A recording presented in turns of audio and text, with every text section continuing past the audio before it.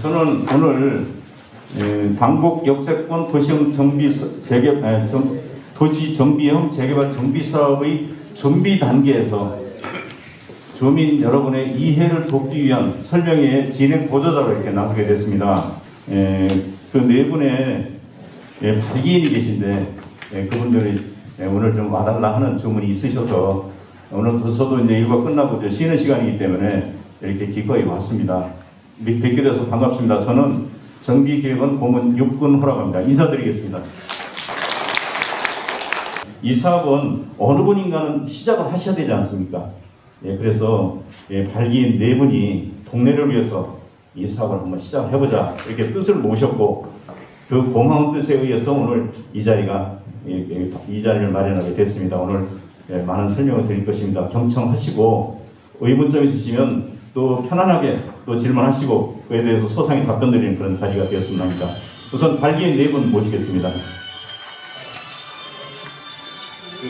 네 분 발기인은 어느 분 먼저 호명할지 이게 결례가 될 것 같아서 제가 양해를 드렸습니다. 그래서 가나다 순으로 호명하라고 앞으로 좀 모시겠습니다. 김경옥 발기인님. 고마운 분입니다. 박수로 환영해 주시기를 바랍니다. 다음에 오선분 발기인님. 감사합니다. 그동안 고생 많으셨습니다. 다음 임형남 발기인님. 감사합니다. 박수로 환영해 주시기 바랍니다. 맨 마지막에 이렇게 모시게 돼서 죄송합니다만 최석원 발기인님. 감사합니다. 이분들이 앞으로 이 사업을 대표해서 어떻게 하자는 건 절대 아닙니다. 어느 분인가는 시작을 해야 되기 때문에 그래도 시간을 할애해서 이렇게 두 팔 걷어붙이셨고 오늘 이 자리까지 마련하신 것은 참 대단한 일입니다. 자, 그래서 이분들은 앞으로 이 발기인으로서 역할을 다 할 것이고 그리고 주민 제안에 의한 정비구역 지정 고시가 되고 나면 추진위원회를 구성하게 되며 추진위원회 구성 당시에 뜻이 있는 분들께서는 추진위원으로 가입하시면 됩니다. 그리고 그 이후에 추진위원회 명칭이 정비사업 조합 설립 추진위원회라는 명칭을 쓰기 때문에 추진위원회는 조합을 설립하기 위한 전 단계에서의 모든 일을 또 하시는 분들입니다. 따라서 추진위원들의 역할에 의해서 조합 창립총회를 통해서 조합장 그리고 이사감사 대의원을 선출하게 되는데 그때 또 뜻이 있는 분들은 임원 후보로 또는 대의원 후보로 나서셔서 선거를 통해서 이 사업에 동참할 수 있는 그런 기회가 부여됩니다. 따라서 발기인 네 분은 그냥 수고만 하시는 분들이라 이렇게 말씀을 드리겠고 이렇게 앞에 나서서 이렇게 일을 하시다 보면 왜 저렇게 나섰을까 해서 어떤 의문을 갖는 분들이 계실 것입니다만은 절대 그런 것이 아니고 동네를 위해서 누군가는 해야 될 일 이렇게 나서신 분이라는 말씀 다시 드리겠습니다. 네 분 같이 인사를 드리고 박수로 격려해 주시길 바랍니다. 인사해 주시기 바랍니다. 그동안 수고 많이 했습니다. 그러면 이렇게 나오셨으니 네 분 중에 한 분께 좀 마이크를 옮겨서 어르신들께 간단한 인사 말씀을 드리도록 하겠습니다. 그렇게 괜찮으시겠죠? 이명란 발기인님 말씀하시겠어요? 다시 한번 박수 부탁드립니다.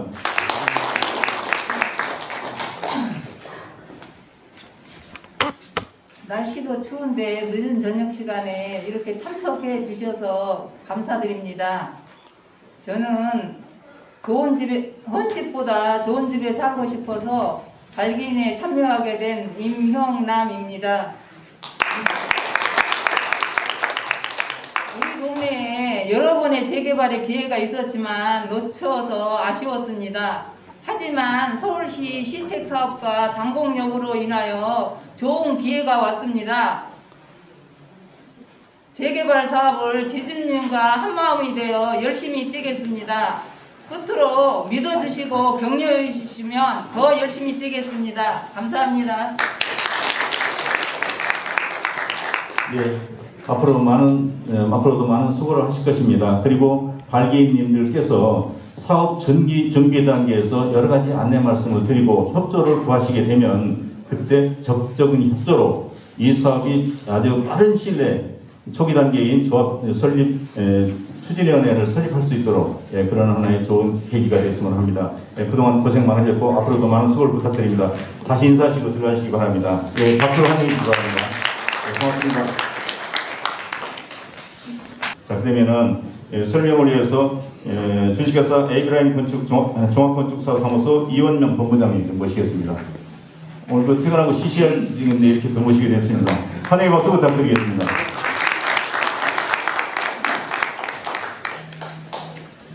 네, 방금 소개받은 그 에이비라인 건축의 이원명 본부장입니다. 반갑습니다. 지금부터 제가 설명드릴 부분은 우리 그 역세권 사업이라고 지금 앞에 적혀 있죠. 그 역세권 사업이 어떤 건지에 대한 부분하고, 그다음에 우리 사회자분께서 설명하셨듯이 과연 우리 역세권 사업을 하게 되면 어떤 장점이 있고 앞으로 어떤 건축물이 어느 정도의 규모로 들어갈지 그걸 좀 간략하게 설명드리겠습니다. 그리고 참고로 말씀드리면 지금 설명드릴 부분은 아직 확정은 아닙니다. 이제 그 사전 검토를 통해서 여러 가지 이제 그 어떤 그 절차들을 거치게 되겠죠. 거치고 나서 최종적으로 이제 그 도시계획위원회 심의에서 최종적으로 결정이 됩니다.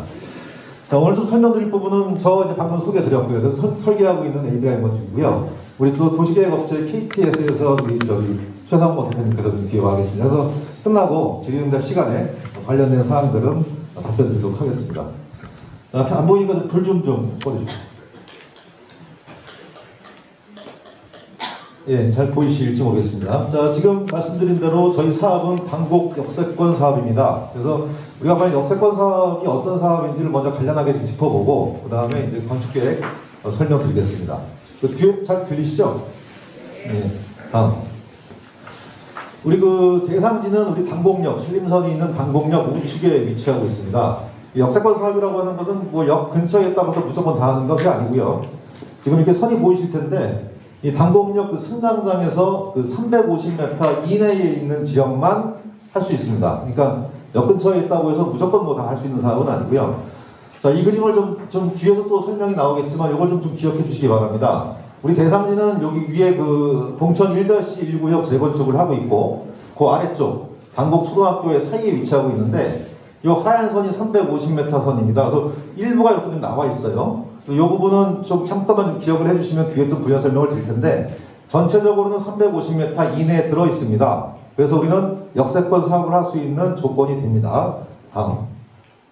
그 역세권 사업을 할 때 기본적으로 350m 들어가면 무조건 다 해주는 건 아닙니다. 그래서 그 350m 들어가는 기본적인 조건이고 거기에 대한 세부적인 조건들이 또 있습니다. 그 부분 설명드리겠습니다. 다음. 사업 방식은 우리 역세권 사업이면서 도시정비형 재개발 사업입니다.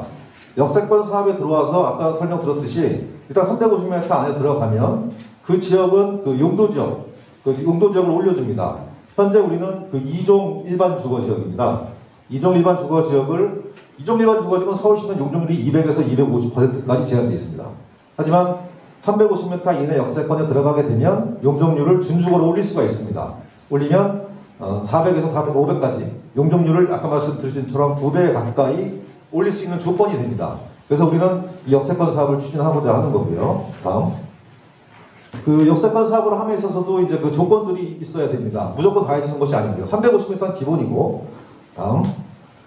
일단 그 대상지 면적이 3,000제곱미터 이상이어야 합니다. 우리 당곡은 면적이 대략 46,000 정도 되기 때문에 일단 그 부분에서 적합합니다. 그리고 노후 건축물이 60% 이상이 돼야 됩니다. 양호한 건축물이 있는 지역을 재개발할 필요는 없겠죠. 그래서 역세권 내에서도 그 60% 이상이 되는 지역을 노후 건축물이 60% 이상이 돼야 되는데 지금 현재는 저희가 조사를 해보면 75.8%가 나오고 있습니다. 그래서 노후도도 충족을 하고 있습니다. 그 다음에 과소 필지. 그 각각의 여기 단독주택이 많이 있는 걸로 알고 있는데 이런 필지들이 150제곱미터 이하 작은 필지들이 많아야 됩니다. 이 작은 필지들이 전체 비율 잘 안 보이실 텐데 40% 이상이 돼야 되는데 우리 당곡은 전체적으로 61% 정도 되기 때문에 이런 조건들을 다 충족을 하고 있습니다. 그래서 다행히도 우리 그 당곡은 역세권 사업을 할 수 있는 조건들을 다 충족을 합니다. 무엇보다 중요한 것은 지금 이 역세권 사업은 앞으로 계속 할 수 있는 사업이 아닙니다. 지금 위에도 적어놨지만 역세권 사업은 한시적으로 진행을 합니다. 지금 현재 2022년 10월달이죠. 2024년 12월 31일까지만 역세권 사업을 진행을 합니다. 사실 이 부분도 2023년까지였던 거 좀 1년 연장을 했는데 지금 이 사업 자체는 2024년 12월 31일까지 우리가 입안을 해야만 이런 지금 뒤에 설명드릴 내용들을 적용을 받으실 수가 있습니다. 다음. 자, 그리고 이제 여기서 가장 중요한 사안입니다. 동의율에 대한 부분이죠.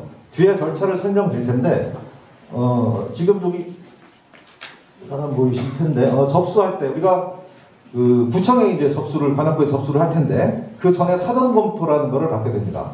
이 사전 검토할 때는 주민 여러분들의 50% 동의를 기본적으로 받아야 되죠. 50% 동의와 그 다음 뒤에 설명드릴 각종 건축 계획 이런 내용들을 담아서 먼저 구청에 제출을 하면 구청에서 이제 유관부서에서 검토를 하게 되죠. 그래서 검토 받은 게 뭐 여러 가지 의견들이 나올 테니까 그거를 다시 받아서 수정 보완을 해서 다시 이제 본격적으로 입안을 하게 됩니다. 입안을 할 때는 60% 동의가 필요합니다. 그래서 지금 가장 중요한 부분은 뒤에 설명드릴 그런 내용들을 담아서 주민 동의 50% 이상을 담아서 먼저 사전 검토를 의뢰를 해야 되는 사항입니다. 자, 그리고 다음. 용적률에 대한 부분이 가장 궁금하실 부분일 텐데, 현재 우리가 그 2종 일반 주거, 현재는 2종 일반 주거 7층 이하 지역입니다. 이거를 저희는 준주거 지역까지, 역세권 사업에서는 준주거까지 가능하게 되어 있습니다. 그래서 준주거로 올려보려고 합니다. 그러니까 준주거로 올렸을 때, 기본적으로 용적률은 190에서 시작을 합니다. 다음. 190에서 시작을 할 때, 우리가 이제 그 도로도 주고, 공원도 주고, 뒷땅 이제 허용 용적률이라 해서 어떤 뭐 친환경이라든가 녹색 건축물 이런 내용들을 부여를 하면 용적률을 250%까지 올려줍니다. 자, 그리고 나서 다음. 이게 이제 역세권 주택의 가장 핵심적인 부분인데 용적률을 500% 이하까지 반은 공공기여를 통한 장기 전세를 주고요. 반은 일반 분양으로 가져가게 됩니다. 그래서 전체적으로 용적률을 500% 이하까지 할 수 있는 여건을 만들어줍니다. 지금 현재 저희 계획은 용적률은 417%까지 계획이 되어 있습니다. 이런 부분들은 이제 여러 가지 지역 여건이라든가 어떤 건축적인 제한 때문에 그런데 일단은 500% 이하까지 가능하도록 여건을 열어놓은 거죠. 역세권 사업을 통해서. 현재 2종 일반 주거 7층으로 하게 되면 200에서 250이지만 이런 역세권 사업을 통하면 500% 이하까지 개발이 가능합니다. 그래서 일반 분양분을 혹시 아주 대량하게 늘 수 있는 여건이 되는 거죠. 다음. 추진 절차 잠깐 살펴보겠습니다. 다음. 가장 먼저 설명드리는 부분 다시 한번 제가 말씀드리겠습니다. 사전 검토라는 것이 필요합니다. 그러니까 본격 입안하기 전에 우리가 어떤 내용을 담았을 때 이 내용이 가장 적법한 것인지를 사전에 구해서 검토를 하게 되죠. 그 동의율 50%가 필요합니다. 자, 그래서 구청에서 의견 주면 반영해서 본격적인 제안을 할 때 60% 동의가 필요한 겁니다. 그래서 이제 이때 우리는 관악구에 접수를 하게 되고요. 다음. 자, 그러면 주민 설명회, 주민 공람 이런 절차들을 거치게 되고요. 그 다음에 구의회, 관악구의회에서 어떤 의견들을 청취하고 요 각각의 과정에서 의견들 준 부분들을 반영하고 수정 보완을 하게 됩니다. 그 다음에 최종적으로 구에서 검토가 된 부분을 시에 제안을 하는 거죠. 그래서 구청에서 이때 서울시로 제안을 하게 되면 감정평가, 도시계획의 심의를 통해서 최종적으로 정비구역이 결정됩니다. 그래서 요 이하의 부분은 우리 일반 재개발하고 똑같은 사안인데, 그리고 나서 이제 고시가 되면 건축심의, 사업시행 인가, 그 다음에 관리처분, 이주철거 이렇게 진행을 하게 되죠. 그래서 지금 아까 사회자분 잠깐 말씀하셨지만 요 건축 시 인허가 과정에서 우리가 요즘 요거는 통합심의 등을 거쳐서 기간을 대폭 줄여줍니다. 예를 들어서 뭐 환경영향 평가라든가 교통영향 평가, 그 다음에 건축심의 각각의 심의를 받게 되면 시간이 상당히 오래 걸립니다. 저희가 현실적으로 보더라도 환경영향 평가 같은 경우는 거의 1년 가까이 걸리는 사례들을 많이 봐왔습니다. 그래서 그런 부분들을 통합적으로 운영할 수 있는 여건들을 만들어주기 때문에 기간적인 부분을 상당히 출소할 수 있는 상당히 좋은 어떤 장점으로 다가올 수가 있습니다. 전체적인 이제 업무 스코프는 이렇게 진행이 되고요. 다음부터 이제 건축 계획에 대해서 간단히 좀 짚어보겠습니다. 다음. 토지 용객을 좀 먼저 봐야겠네요. 다음. 지금 보시는 것처럼 우리 당곡 구역이고요. 요 아래쪽이 이제 당곡 초등학교, 요 위가 당곡 중학교가 위치하고 있고 당곡역이 끼어 있습니다. 왼쪽에 위치하고 있습니다. 저 위쪽은 현재 진행을 하고 있습니다. 여기는 봉천 1-1구역 잘 아실 거고요.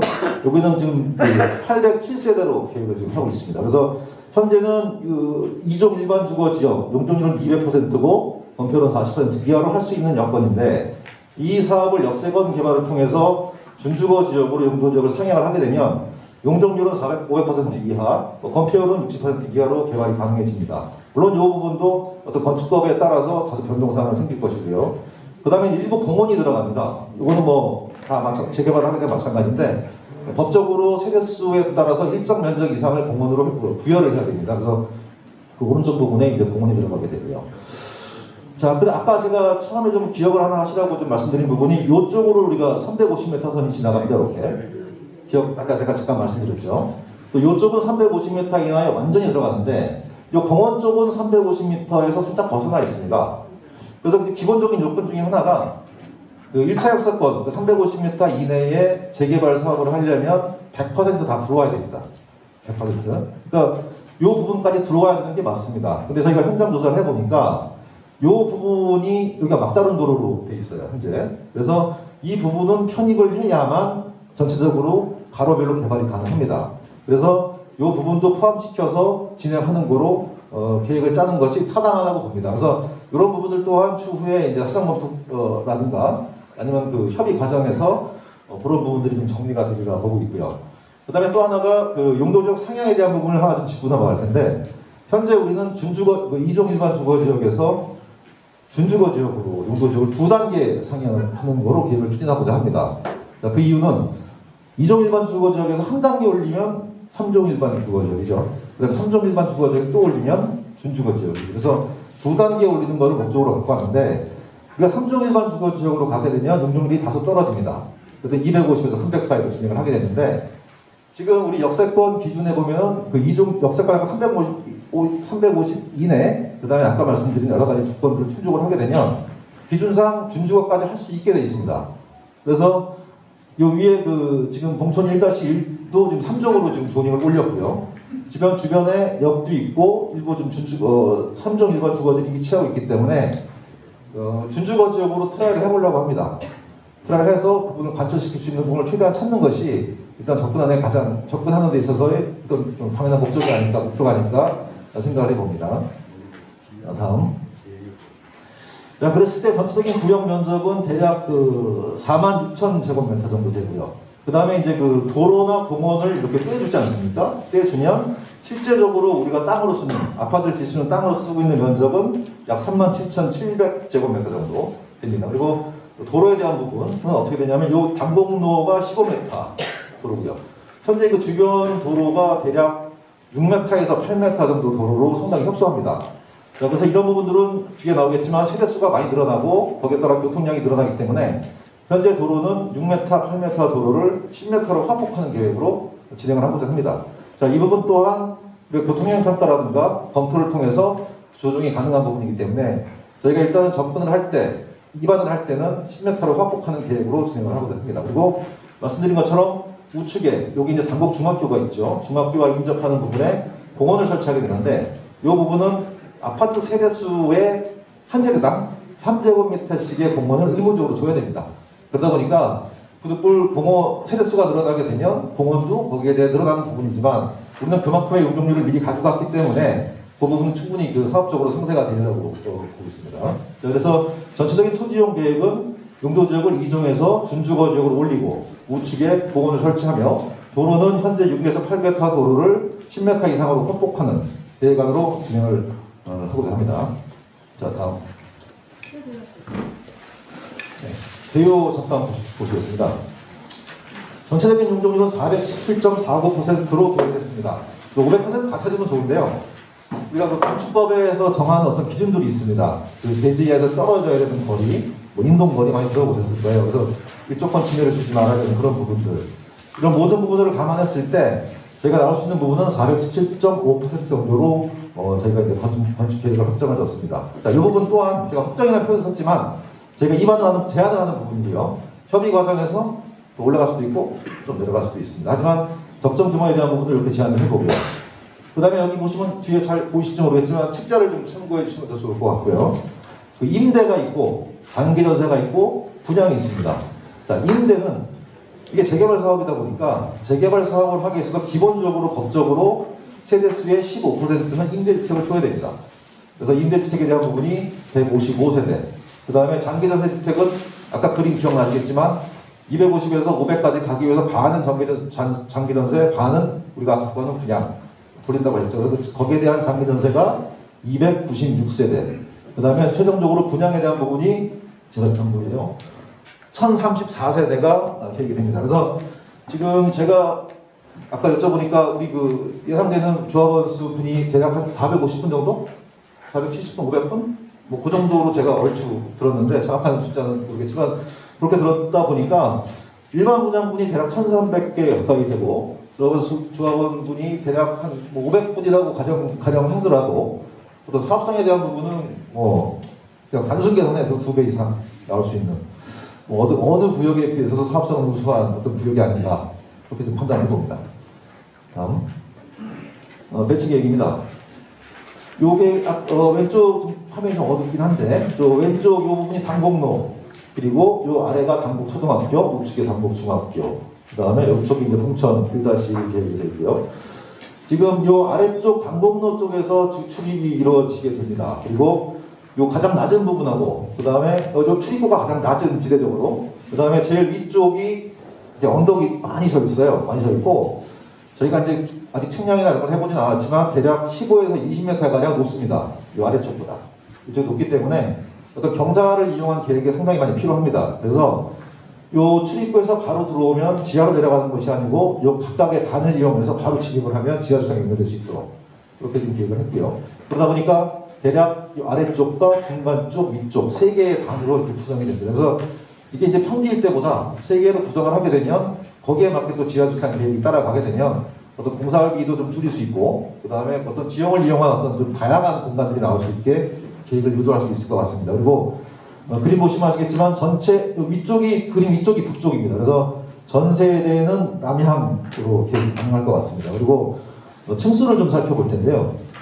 진주거 지역으로 하게 되면 층수 제한이 따로 없습니다. 그래서 요 가운데 있는 동은 저희가 계획상으로는 45층까지 계획이 됩니다. 물론 이 부분도 협의 조정이 필요한 부분이지만 저희가 제안하는 것은 45층으로 제안을 해보고 싶습니다. 그래서 가운데 45층, 이쪽은 40층 내외, 그다음 앞측은 30층 정도 되고요. 뒤쪽은 마찬가지 30층 정도 됩니다. 그래서 가운데 타워 형태가 높은 형태가 되고 주변에 상당히 낮은 그런 형태로 맞춰서 어떤 아파트의 경관이라든가 모양새가 어떤 랜드마크적 어떤 모양새를 보일 수 있도록 그렇게 계획을 했고요. 그 다음에 전면에 상가를 배치하게 됩니다. 이 근린생활시설은 대략 한 3,200평 정도 될 것 같은데 우리가 준주거로 개발을 하게 되면 의무적으로 전체 면적의 5% 이상은 상업시설을 줘야 됩니다. 비주거시설을. 그래서 이 당곡로에 진입하는 부분은 이렇게 비주거시설이 들어가게 됩니다. 그리고 뒤쪽은 말씀드린 대로 공원이 위치하게 되고요. 그 다음에 이제 그 당곡중학교하고 우리 남쪽하고를 연결시키는 동선이 형성돼서 보행자분들이나 그다음 공원을 연결되도록 그 다음에 안전하게 학교 가는 길 등을 만들게 되고요. 그 다음에 이 가운데 공원은 우리가 단지 아까 말씀드린 단지 이렇게 편차가 있다고 말씀드렸죠. 그래서 이 위쪽이 높고 이 아래쪽이 낮습니다. 그래서 중앙공원은 여기서 바로 이렇게 바라보게 되면 각종 커뮤니티 시설들이 배치가 됩니다. 아파트 단지의 지금 분양에서 가장 중요한 부분은 어떤 시설들이 들어가는 게 상당히 중요하죠. 그래서 이 낮은 부분과 윗부분 사이에 그런 시설들을 배치하고 가운데 공원을 만들어서 주민들이 이용할 수 있는 그런 공간을 만드는데 거기에 들어가는 시설들을 좀 살펴보겠습니다. 다음. 이건 조감 투시도가 되는데 아까 말씀드린 것처럼 가운데가 있고 당곡중학교 쪽에서 바라볼 투시도입니다. 여기 45층 가장 높은 부분이 있고 여기 40층 내외, 앞쪽은 30층 정도. 그래서 전체적으로 가운데가 가장 높고 옆으로 갈수록 살짝 내려가는 스카라인이 아마 될 것 같습니다. 그리고 이런 부분도 층수나 이런 것들도 협의 과정에서 다소 변경사항이 있다는 걸 좀 말씀드리겠습니다. 자, 다음 넘어가십시오. 단위 세대입니다. 아까 1,300세대 정도 된다고 분양분만 된다고 말씀드렸는데 그 중에 주력 평형은 85제곱미터, 즉 다기에게서 34평형을 저희는 주력으로 생각을 하고 있고요. 그다음 나머지는 59제곱미터, 그리고 흔히 얘기하는 24평 내외가 될 것 같습니다. 그래서 24평 내외가 한 300세대 내외, 그다음에 나머지는 분양만 놓고 봤을 때 나머지는 34평 내외가 될 것 같은데 그 중에 이제 24평에 해당하는 부분을 좀 살펴보면 전체적으로 저희가 아까 계획한 배치도 상은 이런 평형으로 저희가 계획을 한 겁니다. 전체적으로는 4베이 계획이 다 가능할 것 같습니다. 이거는 이제 24평형이고요. 4베이 계획을 하게 됨에 따라서 이런 드레스룸이라든가 화장실은 당연히 2개고요. 드레스룸, 식당, 그다음 팬트리 공간 설치가 가능할 것 같고 그다음에 전 세대는 다 확장이 다 가능하다 보니까 확장된 동물로 보입니다. 그리고 요 두 가지 또 하나의 타입은 이거 B 타입인데 면적은 동일합니다. 면적이 동일한데 아까 기역자로 꺾인 형태, 약간 코너에 위치한 그런 형태인데 일반 환상형은 좀 다른 어떤 타워 형태의 배치를 만들어서 요즘 뭐 젊은 사람들은 많이 선호하는 그런 타입이기도 합니다. 그래서 주방하고 거실을 하나로 뭉쳐서 쓰고 부속 시설을 이렇게 좀 하나로 뭉치는 그런 스타일을 만들어봤습니다. 그래서 각각의 실사이즈는 동일하되 어떤 형태가 좀 달라서 뭐 각각 여러 가지 어떤 그 선호도를 좀 다 충족할 수 있게 그렇게 좀 계획을 해봤습니다. 이거는 24평형이고요. 다음. 자, 요거는 죄송합니다. 뒤로 좀 해주세요. 요거는 이제 그 34평형입니다. 마찬가지로 전체적인 이제 포베이 개념이 들어가고요. 알파룸이 들어가게 됩니다. 저 알파룸은 뭐 방으로 쓸 수도 있고요. 아니면 어떤 편치 공간이라든 수납 공간으로 쓸 수 있게 그렇게 만들어 볼 수 있을 것 같습니다. 마찬가지 이런 코너에 들어가는 부분도 같은 면적과 같은 규모로 배치가 하게 되고요. 보시는 것처럼 주방 식당이 좀 커지면서 뭐 6인 식탁까지 들어갈 수 있게 그렇게 좀 표현을 해봤습니다. 자, 이런 부분들은 또 시간이 지나고 또 계획을 좀 더 발전시켜 나가게 되면 더 좋은 쪽으로 아마 개선이 되리라고 생각을 해봅니다. 자, 다음. 지금 예상되는 커뮤니티 시설들을 저희가 대략적인 면적을 좀 따져보고 아마 좀 추정을 해봤습니다. 아직 구체적인 도면이 나올 관계는 아니기 때문에 저희가 이런 내용들에 대한 설명을 좀 미리 드리면 요즘 뭐 많이 들어갑니다. 피트니스 센터나 GX룸, 뭐 요가할 수 있는 그런 시설들, 그 다음에 골프 연습장은 뭐 기본적으로 들어가는 거고요. 그 다음에 샤워실, 건식 사우나. 그러니까 우리가 한 1,몇백 세대 되기 때문에 그 정도 규모가 되면 통상적으로 많이 들어가는 규모를 좀 설명드리는 겁니다. 그 다음에 이제 뭐 북카페, 북서실, 그 다음에 맘스테이션을 해서 의무적으로 어린이집을 설치를 하게 되는데 어린이집을 설치하게 되면 어머니들이나 부모님들이 와서 대기하고 아이를 기다릴 수 있는 그런 공간들, 이런 시설들이 요즘에 뭐 다양하게 들어가게 되고, 그래서 이 외에도 뭐 요즘 뭐 게스트하우스라든가 뭐 이런 것들 들어가게 되는데 그건 기본적으로 다 들어가서 어떤 분양성을 높일 수 있는 그런 내용으로 담겨질 거라고 예상을 해봅니다. 자, 이렇게 간단하게 좀 설명을 드렸습니다. 중요한 거는 아까 설명드렸듯이 우리가 역세권 사업을 하게 되면서 갖고 있는 장점에 대한 부분, 그 다음에 건축계획에서의 개념, 어떤 대략적인 규모를 살펴봤고요. 뭐 여담이지만 저도 여기서 30년 이상 살았었습니다. 그래서 이 지역을 누구나 잘 알고 있고요. 그 다음에 여러분들 그런 열의를 모아서 이 사업이 좀 빨리 진행될 수 있는 그런 바람을 한번 가져봅니다. 자, 간단히 마쳤고요. 뒤에 또 질의응답 시간에 다시 한번 뵙겠습니다. 감사합니다. 그러면 그 도시계획 차원에서 여러 가지 또 설명이 요구되기도 하고 또 어르신들 또 질문에 또 답을 드려야 됩니다. 예, 따라서 도시계획 기술사이신 주식회사 KTS 엔지니어링 최상호 대표이사님들 모시겠습니다. 오늘 또 일과 시간을 이렇게 모시게 돼서 성공스럽습니다만 환영의 박수 한번 부탁드리겠습니다. 혹시 이제 궁금하신 사항이 있으면 아무것도 다 좋습니다.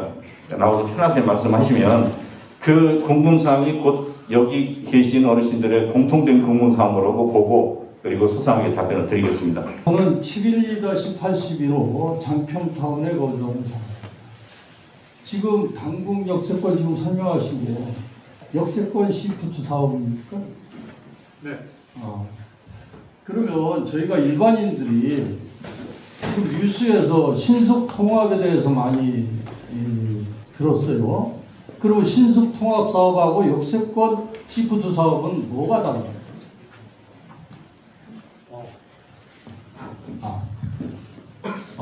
제가 좀 답변을 드리겠습니다.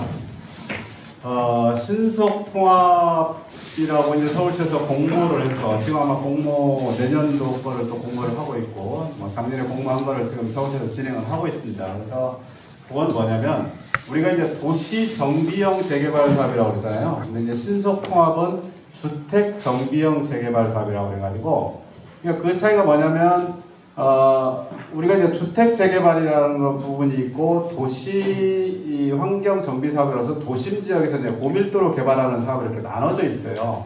그게 이제 재개발이 통합이 돼가지고 그냥 다 재개발 사업이라고 하는데 요거 자체가 도시 정비형이 있고 주택 정비형이 있어요. 그래서 신속 통합 계획은 말 그대로 이제 3종 일반 주거지역의 맥시멈이라고 보시면 되고 일반 노후된 주택을 헐고 새로운 어떤 공동주택을 짓는 재개발 사업을 신속통합계획이라고 그러고 역세권 시프트는 특히 이제 역에서 반경 350m 그러니까 역에 인접돼 있는 조금 더 크게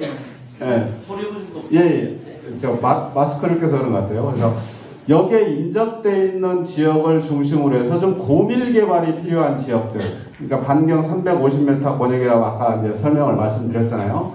350m 권역에 들어오는 지역을 용적률을 최대 500%까지 올려주면서 주택 공급을 좀 활성화시키겠다 하는 그런 취지가 있습니다. 그래서 역세권 시프트하고 신속통합계획이 다 이제 재개발 사업의 일종이지만 약간의 그런 차이는 있습니다. 그리고 신속통합계획은 우리가 신청을 해서 서울시에서 평가위원회를 구성을 해서 대상지로 선정이 돼야만 할 수 있는 거고, 역세권 시프트는 이제 주민 여러분들이 아까 이제 역세권 시프트 요건이 있었잖아요. 노후도라든지 뭐 과수필지 비율이라든지 이런 뭐 주민 동의율이라든지 이런 요건이 충족이 되면 주민들 스스로 제안을 해서 할 수가 있는 지역이 역세권 시프트입니다.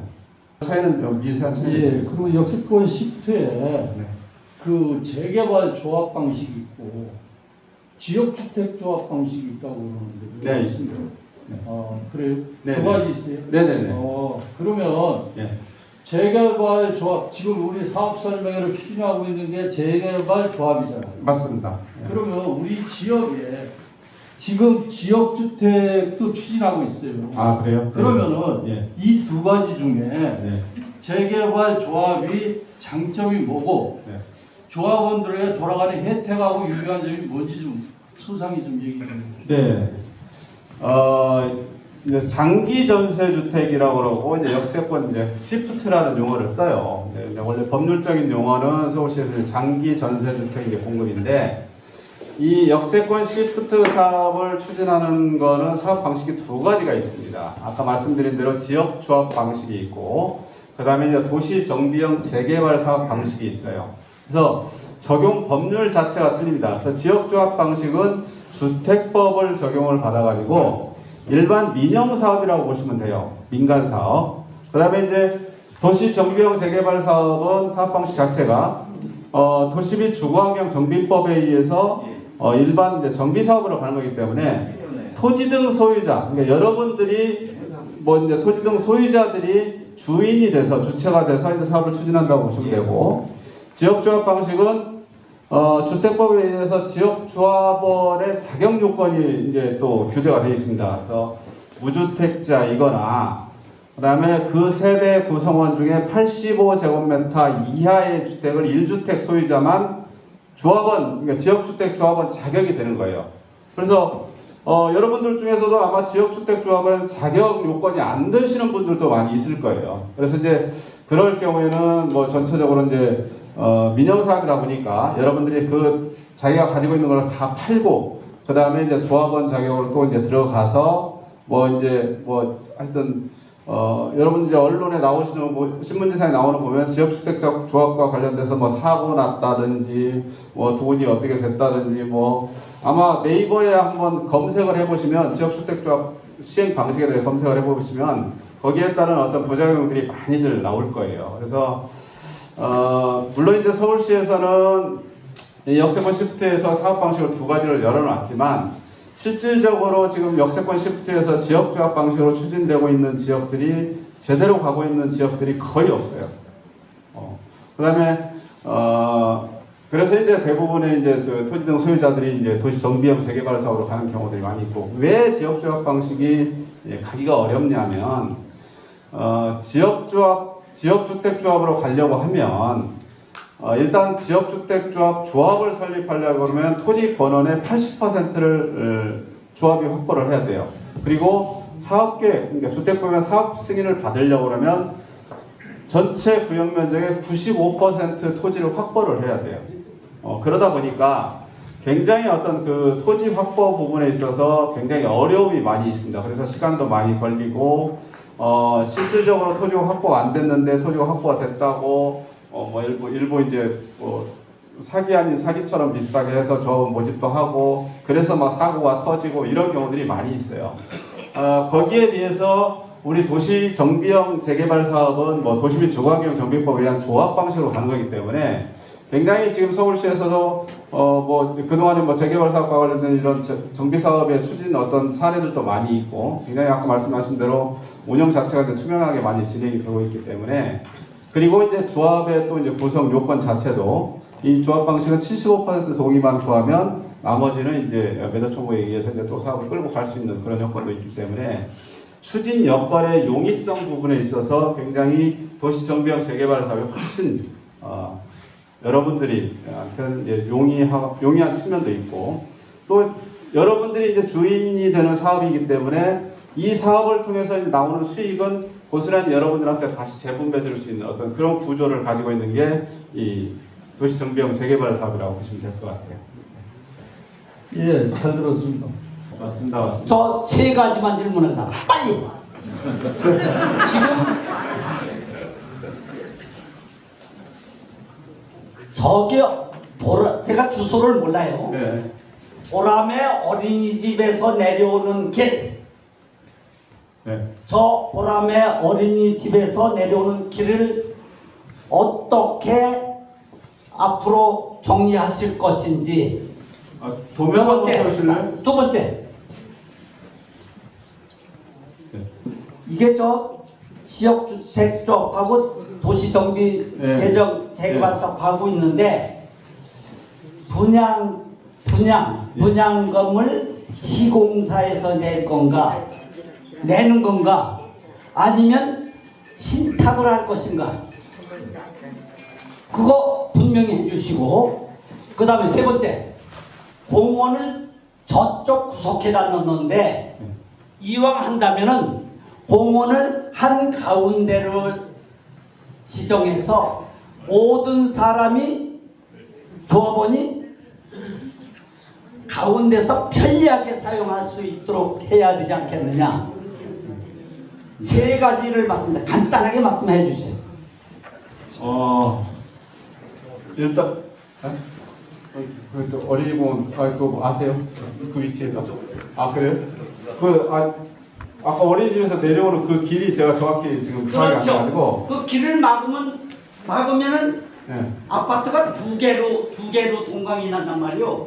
아. 그럼 그 외 사람들 민원을 어떻게 처리할 것인가? 토지이용 계획이나 뭐 건축 계획 한번 보여주실래요? 매치도 한번 열어주실래요? 네. 그리고 이제 마지막에 그 공원 말씀하셨는데 이제 공원 부분은 조금 이제 보통 이제 요즘은 정비 사업하면 단지 중앙에 두는 거는 공원의 사유화가 되기 때문에 공원은 정비 외곽에 이제 기반 시설에 접해서만 설치하게끔 되어 있습니다. 단지 중앙에 공원을 옛날에는 그렇게 많이 했는데 요즘은 공원 배치 기준에는 그렇게 할 수가 없어요. 왜냐하면 중앙에 공원을 두면 우리가 재개발하면 주민들 공원 사유화가 되잖아요. 그죠? 공원을 기부 체납을 해서 관악구에서 관리를 해야 되는데 여러분들만의 공원이 아니라 여러분들뿐만 아니라 주변 사람들까지 같이 이용하는 공원을 만들어야 되기 때문에 경계부에 그렇게 두는 거고, 또 하나 이유가 있습니다. 거기는 이제 350m를 약간 좀 벗어나는 부분이기 때문에 구역계 포함 여부에 대한 논란이 있을 수가 있어요. 그래서 이제 그 부분을 350m 밖에 있기 때문에 우리가 준주거제까지 상향하기 어려운 측면이 있습니다. 그래서 이제 그쪽에다 일부러 공원을 배치했다는 내용이 되겠고, 또 이제 두 번째가 그 아까 그 시공사하고 신탁 말씀하셨나요? 네. 네. 그거는 이제 아주 먼 얘기인데 나중에 이제 조합이 설립이 되잖아요. 그죠? 조합이 우리가 이제 재개발 사업이니까 조합이 설립이 될 거 아니에요. 네. 정비 구역 지정이 되고 나면 이제 추진위원회가 구성이 되고 그다음에 이제 조합이 설립이 되는데 조합이 모든 사업의 주체가 돼서 가는 거예요. 시공사가 됐든 뭐 신탁이 됐든 그거는 우리가 신탁 방식을 또 이제 나중에 신탁을 끌어들일 수 있고, 물론 시공사는 이제 삽식 인가 때 인가 이후에 이제 별도로 선정을 해야 되지만 모든 어떤 사업의 진행 자체는 조합이 주체가 돼서 끌고 나가는 겁니다. 네. 그 다음에 그 토지용객상 그 아까 어린이집에서 내려오는 길이 막다른 길이 뭔지를 어딘지는 제가 잘 모르겠어요. 여기서 도면에서는.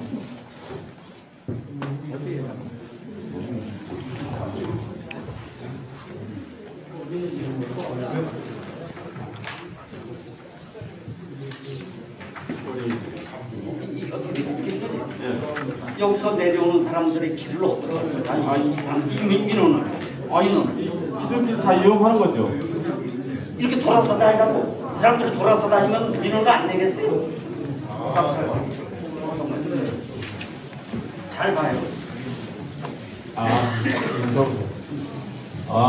지금 말씀하시는 게 이쪽에 계시는 분들이 이쪽 길로 해서 이렇게 다니는데, 다니는데, 지금 여기다가 이제 여기가 공동주택으로 가면 이렇게 이제 돌아서 다녀야 되는 그렇지. 그런 형국이 생기는 거거든요. 저 사람들을 밀어야 된다, 이제. 네네. 그래서 보통 이제 우리가 이제 정비 사업을 하면 이런 경우들이 많이 있습니다. 재개발 사업 하다 보면 이런 경우들이 많이 있는데, 어차피 뭐 이렇게 그렇다고 해서 뭐 차량 통행로를 이렇게 도시계획을 이렇게 기반시설을 자를 수는 없어요. 그래서 통상적으로 이렇게 이제 재개발 사업을 이렇게 묶어 놓으면 기존에 이용하는 패턴들이 있었으면은 이제 보행자들을 위한 보행 통로 정도는 우리가 이제 건축 배치 계획을 할 때 아니면 도시계획 심의를 받으면서 보행 통로 정도는 뭐 이렇게 연결을 한다든지 뭐 직선으로 연결을 해준다든지 이런 어떤 계획적인 어떤 그 수단을 가지고 그런 어떤 민원들을 커버할 수 있는 그런 내용들을 반영을 해서 많이 가는 경우가 많이 있습니다.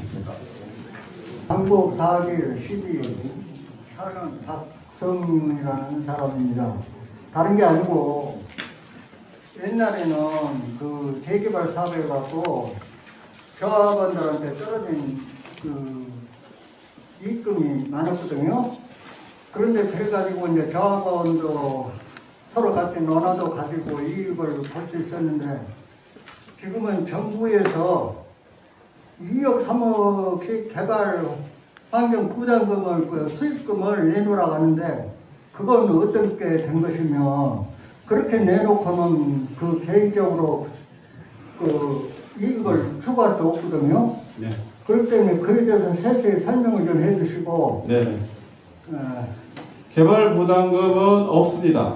없어요? 그건 재건축에 해당되는 거기 때문에 재개발 사업에서는 개발 부담금이 없어요. 그러면은 네. 개인적으로 돈 내는 게 없다. 그거 아니요. 개인적으로 뭐 이제 예를 들어서 내가 지금 땅이 한 평밖에 없는데 예?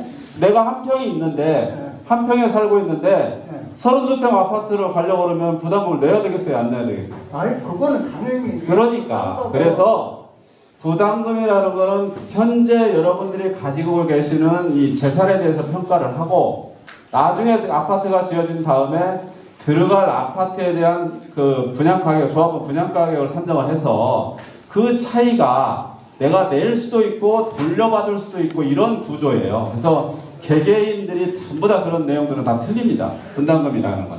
그래서 돌려받으시는 분들도 계실 것이고 여기에는 분담금을 내시는 분들도 있을 수 있고 이런 어떤 그 나중에 이제 관리 처분을 통해서 이제 그런 부분들은 다 정리가 돼야 되는 부분이에요. 감정 평가를 통해 가지고. 아니 그거는 이제 네네네. 그렇게 그래서 개발을 제대로 못하거든요. 네. 그렇기 때문에 그 의문점이 많을 거예요. 재개발에 대해서 연쇄권 개발하기 위해서 좋긴 좋은데 네네. 이제 모든 것이 이제 발전이 되고 네. 국민들이 그냥 생활하는 데도 참 좋은 그런 좋은 제도인데 네네네.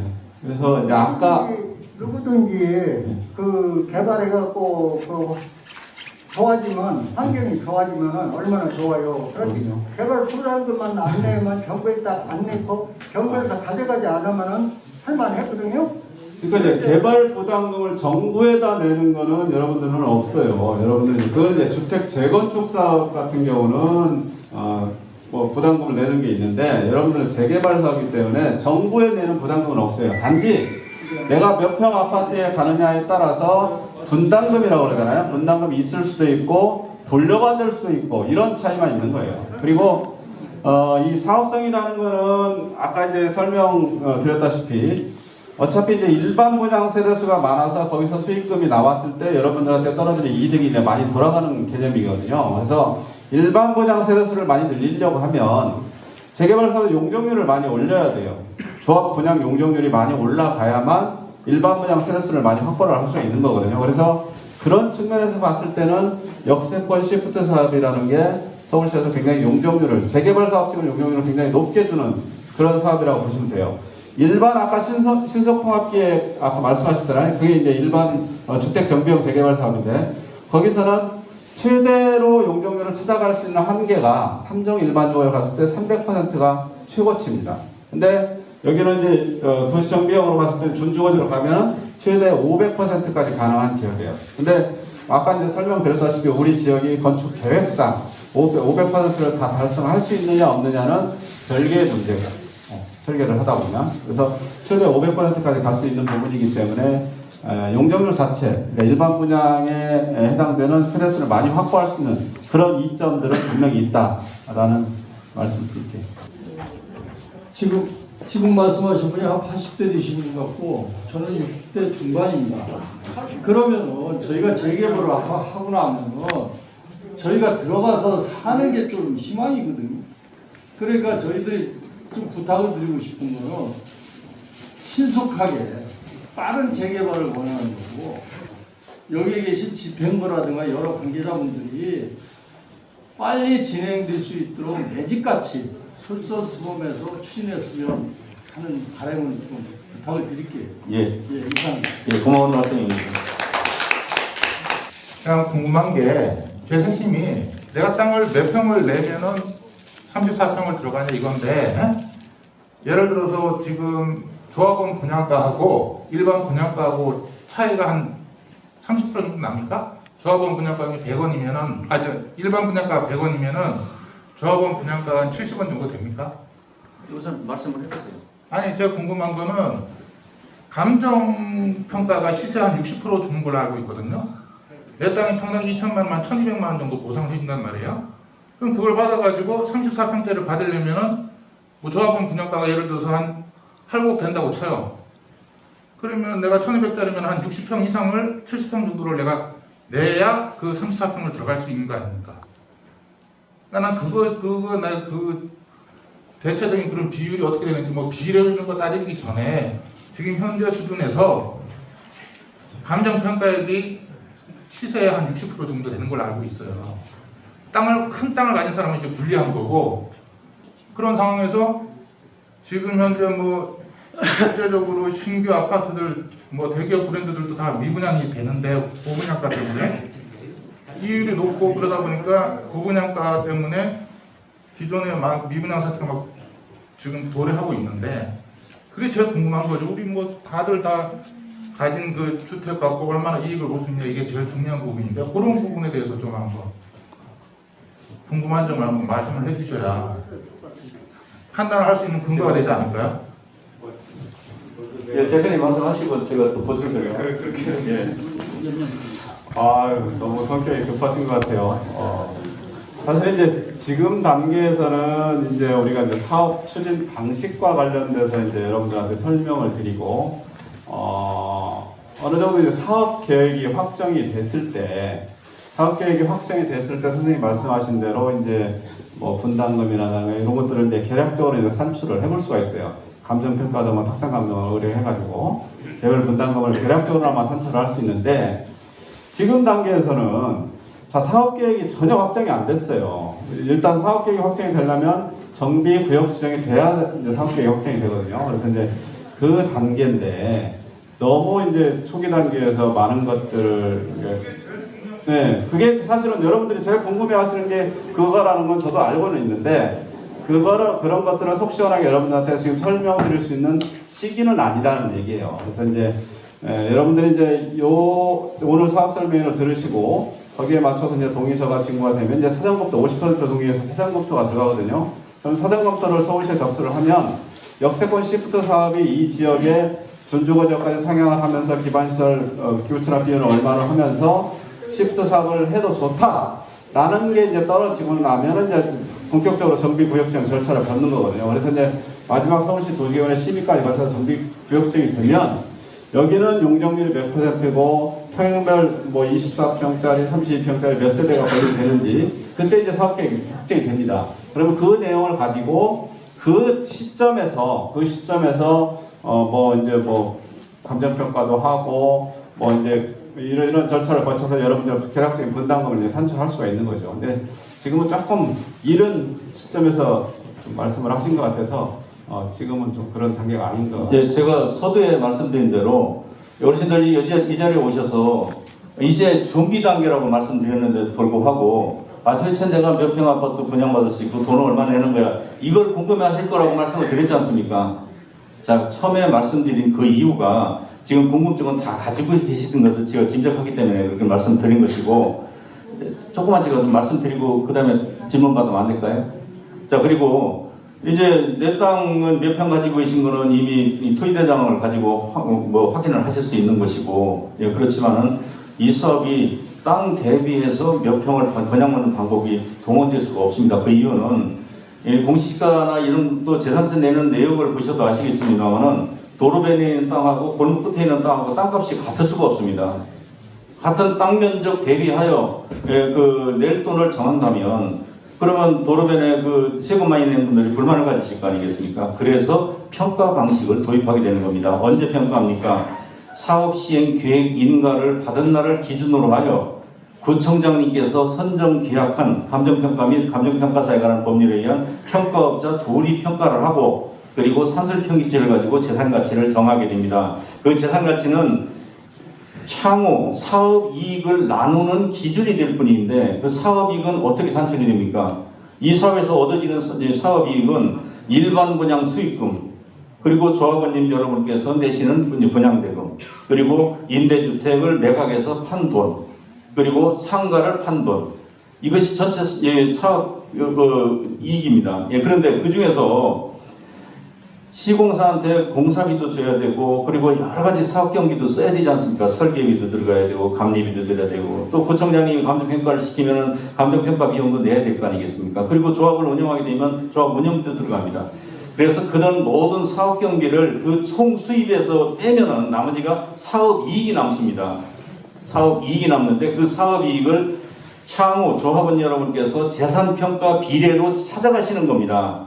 평가 금액이 높은 분은 높은 만큼, 적은 분은 적은 만큼 찾아가시게 되고, 그리고 아파트를 분양받으시게 되면 분양 가격이 있을 거 아닙니까? 분양받는 아파트에 분양 가격이 있는데 그 분양 가격에서 그 나눠 가신 이익금만큼을 뺀 나머지를 부담하시게 되는 거고, 지금 대표이사님께서 말씀하신 바와 같이 재산 가치가 커서 남으면 돈을 돌려받는 사업 방식입니다. 자, 그래서 아직은 설계가 확정되지 않고 사업 시행 계획이 아직 인가를 받기 이전이기 때문에 시공사를 선정해서 공사비도 우리가 예측할 수가 없고 그리고 몇 동 몇 층 몇 세대 아파트를 건립하는지를 알 수 없는 시점이기 때문에 그에 대해서 여기서 개략적이라도 말씀드릴 수 없는 시점이라는 말씀을 드리는데 다만 향후 조합설립 추진위원회가 구성이 되고 나면 그때의 조합원 토지등 수요자님 여러분께서 동의서를 제출하셔서 4분의 3 이상의 동의가 있어야만 조합 설립을 위한 창립총회를 개최하게 되는데 그때에 그냥 무턱대고 동의서 내달라고 하는 게 아니고 계략적인 분담금 내역을 또 거기서 예시를 해드리고 또 사업비를 예시를 해드리고 그래서 그 설계 개요를 예시해드리고 그래서 몇 동 몇 층 몇 세대 아파트가 건립되는지 그리고 내가 낼 돈은 대충 어느 정도인지 이런 부분을 알 수 있도록 한 다음에 동의서를 내달라고 해야 됩니다. 그래서 그 동의서가 3분의 3 이상이 되면 창립청을 개최해서 조합을 설립하게 되는데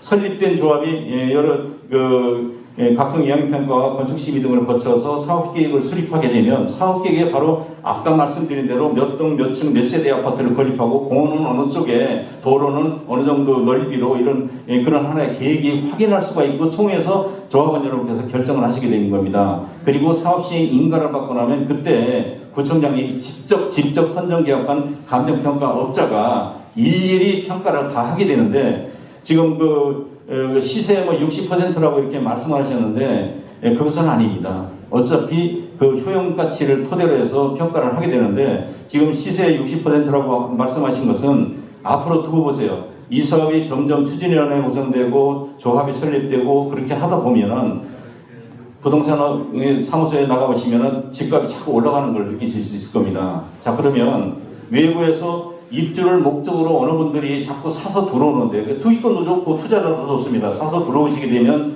시세는 높게 형성이 된다는 말씀을 드립니다. 그래서 그때 혹시 아이고 오래 기다리시기 어렵다 하면 그때 높아진 그 시세에 따라서 파시고 인근 지역에 좋은 집을 또 사실 수도 있는 그런 여지도 충분합니다. 자, 그래서 그 평가라는 시점은 조합 설립을 추진위원회를 구성해서 집값이 올라 또 조합을 설립해서 집값이 올라 또 사업시행계획을 수립해서 집값이 올라 그래서 오른 그 시세가 형성이 되는데 그 시세에 대비해서 판단을 해보시다 보니 시세의 한 60%다 뭐 몇 %다 이런 하나의 결론에 도달하시게 되는데 분명히 말씀드립니다만은 재산평가 금액은 그 이익금을 서로 분배하기 위한 기준이 되는 것뿐이지 절대치가 아니라는 말씀을 드리겠습니다. 그리고 이 거품이 형성되는데 이 재개발 사업이 추진됨으로 인해서 형성된 거품은 평가에 반영이 되지 않습니다. 다만 인근 지역의 매매 신뢰를 참작한 가격으로 평가를 하기 때문에 시세 평가가 맞습니다. 자, 그래서 속단하실 이유는 전혀 없고 향후 사업 시행 계획을 수립해야만이 몇 동 몇 층 몇 세대 아파트를 건립하는지를 알 수 있다고 했는데 그 사업 시행 계획을 수립하기 이전에 추정 분담금을 분명히 조합원들께 통지를 해드리게 됩니다. 그리고 서울시에서는 추정 분담금에 대해서 검증을 합니다. 가짜로 만들었는지 검증을 해서 거기를 보시면은 표준 세대를 이렇게 선정을 해가지고 재산 평가도 또 합니다. 전부 다 할 수는 없으니까. 그리고 그때 그 당시에 통용되는 그런 일반 분양 가격까지 전부 참고해서 추정 분담금이라는 걸 산출해서 조합원 여러분께 통지를 해드리고 사업 시행 계획 수립을 위한 총회를 하게 되는데 사업 시행 계획 수립을 위한 총회에서 몇 동 몇 층 몇 세대가 아파트가 건립되는지 화면에다 비춰드리고 책으로 해서 나눠드리고 설명드리고 투표로서 결정을 하시게 되는 겁니다. 그때는 전체 조합원님 중 과반수가 찬성을 하셔야만 통과가 되고 만약에 최초 조합 설립 동의서에 기재되어 있는 사업비보다 정상적인 물가 상승률을 제외하고도 10% 이상 상향이 되었다면 그때는 전체 조합원님의 3분의 2 이상이 찬성을 해야 되는 그런 중대한 안건입니다. 그때 반대하셔도 늦지 않다는 말씀을 드리겠습니다. 그래서 지금 제일 궁금하신 것이 아이고 나 이거 몇 평 아파트 들어가고 얼마 내는지가 궁금하신데 그것은 조금 더 기다리셔야 되고 그런 기다리시는 과정에서 단계별로 추정치지만 확인이 되며 그를 위해서는 동의서를 제출하셔야만이 추진위원회를 설립하고 조합도 설립할 수 있다는 그런 말씀으로 대신 드립니다. 예, 남은 또 질문 있으면 말씀드리겠습니다. 이번에 제가 연구를 했습니다. 좋은 집을 갖자. 그래서 도시정비법을 다 읽고 일반 주택 제거만 지역주택조합, 소규모 주택조합 다 있어요. 그런데 전부 다 용적률이 200%, 150%밖에 되지 않아요. 그런데 당국 역세권 도시정비계획법이 새로 규정이 되어가지고 500%를 받는다는 것은 엄청난 혜택입니다. 그런데 네 분께서 이번에 하셔가지고 이런 자리를 마련해 주신 것에 대해서 감사드립니다. 네, 말씀 감사합니다.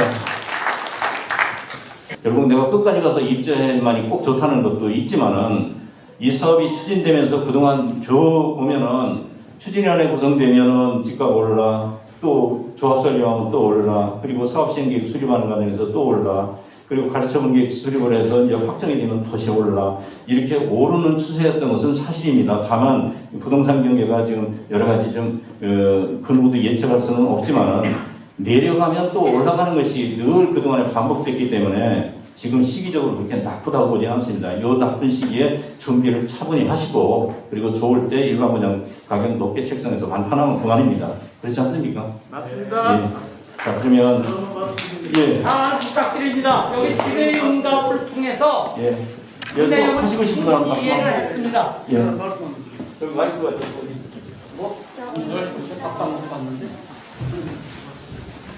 네, 안녕하세요. 오늘 이렇게 모임을 초대해 주신 네 분과 또 이렇게 시간 조합 관계로 위해서 오신 분들의 말씀을 잘 들었습니다. 제가 여기 사는 지 한 40여 년 되는데요. 이 봉천동이라는 걸 다른 얘기 하고 싶지 않아요. 우리 모두가 이제 귀한 좋은 이런 얘기를 들었기 때문에 우리가 이것을 빨리 추진을 해야 되겠다. 그래가지고 이것이 허가를 받아가지고서 일을 해야 되겠다라는 이런 생각을 저는 가지고 있습니다. 네 분이 수고하신 걸 보고 제가 몇 번 가서 얘기를 여러 가지로 했어요.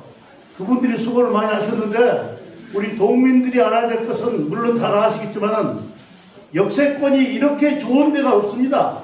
여러 군데를 저도 가보고 그랬는데 이 대한민국에서 이렇게 좋은 역세권을 가지고 있는 것은 여기입니다.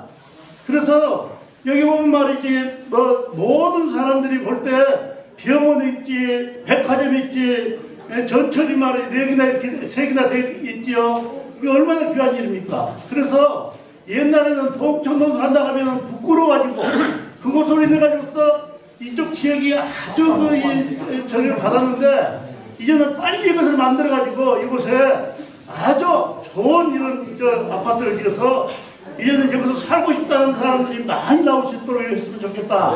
라는 이런 일을 하고 싶어서 나왔습니다. 모두 하신 분들 동의하셔가지고 빨리 해야 됩니다. 아까도 보셨는데 이것을 가능한 빨리 하도록. 나이가 80, 90 되신 분들도 있는데 이분이 여기서 살 수 있도록 이렇게 해서 빨리 추진을 해서 해주시면 좋겠습니다. 감사합니다. 힘이 될 수 있는 그 좋은 말씀을 해주신 어르신과 그리고 네 분의 발기인님들께 박수 한번 크게 부탁드리겠습니다. 앞으로도 많은 수고를 부탁드리겠습니다. 자, 이제 남은 말씀 없으시죠? 예, 좀 많이 늦었습니다. 날씨 찹니다. 예, 오늘 집에 가서 편히 쉬십시오. 감사합니다. 여기서 인사드리겠습니다.